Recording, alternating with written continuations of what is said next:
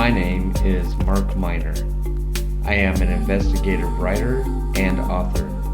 In my travels, I've investigated many people and places. Watch as I seek out stories that are typically outside of the box of normal. I am the Seeker.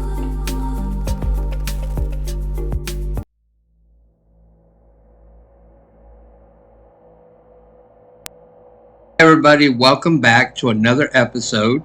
We are again going to go back to the Van Duzer corridor with the spooky forest, the spooky pathways, and of course the spooky highways. And we're going to cover some stories that people have experienced in the area. So our first story is actually about a secret military base. So Jason Frank from Portland had two of his friends from Seattle telling him that they had spotted what looked like a secret military base while they were hiking in the woods near Boyer, Oregon. They had tried to get as close as they could in order to see if it was abandoned or not, but was unable to because of the brush that had grown over. So the next story is about a UFO sighting. My dad and mom told me about seeing the UFO on the way home to the coast from Salem one night. They were in an area with the trees close to the highway and deep ditches on both sides. Ahead of them, a couple of 100 feet, was a vehicle of some sort with a row of lights all around the outside. My mom said there was a man inside who was leaning forward frantically pushing something they assumed were controls. The vehicle lifted slightly and then shot off directly into the sky to the south and disappeared. They realized then that there was a car facing them about the same distance they had been. My dad wondered if the other car facing them had also seen the UFO. That was a really interesting story. Here's another one.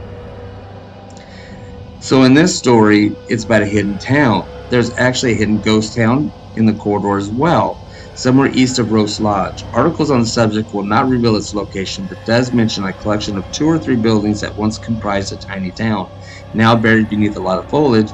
Allegedly, this place is just a ways off on a small trail from the highway. In this tale, it's about lost time. So this is one of the most famous stories. My wife and I regularly travel this section of road to and from work, often at night. We know from Lincoln City to home takes 45 minutes to drive. One night we left after dinner at Maxwell's restaurant. We headed home. The band at the restaurant was playing their last song, and we knew it was close to 2 a.m. We then headed home knowing it would only take 45 minutes. When we got home, I stepped into the kitchen and glanced at the clock. It read 4:30 a.m. I checked all the other clocks in the house, and they all read 4:30 a.m.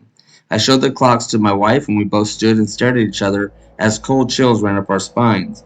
We left Lincoln City at a known time and arrived home, having made no stops, almost 2 hours late. This would have had to be around the year 2000. To this day, we have no explanation. Neither of us have been drinking or doing drugs. It is one of the strangest things to ever to have happened to me. Totally unexplainable. This is from Joe Justin in 2008, although it did happen in the year 2000. Famous story. Okay, so we got another really interesting story. So this story is about a slip in time. This is the same area where my husband and I both saw a man wearing prison attire and carrying a heavy ball connected to a chain that was fastened to his ankle. It was a black and white uniform like someone might have worn 100 years ago. This was in broad daylight. We also thought it was odd. That was around 20 years ago. That's from M. O'Shea, 2014. So here's another one of the famous stories from the area. So, weird police encounter. One time, many years ago, my husband and I was driving home from the Willamette Valley around 2 a.m., going through the corridor when it was about 29 degrees outside. We came upon a guy walking in shorts and a tank shirt as if it were a sunny day. We worried that he might be broken down somewhere, so we decided to pull up beside him. As he was walking up to my passenger window, he said, "Oh, I am just walking back to Lincoln City." A sudden panic took over my mind, and I thought how much I wished a cop was there. Then out of nowhere, a cop car pulls up behind us with the blue-red lights flaring, and the cop jumps out. I can actually see the officer, just his silhouette due to him standing in front of his own headlights. The cop says to us in a loud, strange voice, "Go now, we got this." I looked at my husband and a "let's get the frig out of here" look, and we drove off. Moments later, we pulled over to call 911 to make sure everything was okay, but the dispatcher said that they had no deputies in the area, so we called the state police. They also said that they were not in the area, so no state, no county, no Grand Ronde, or Lincoln City Police either. Who pulled up behind this?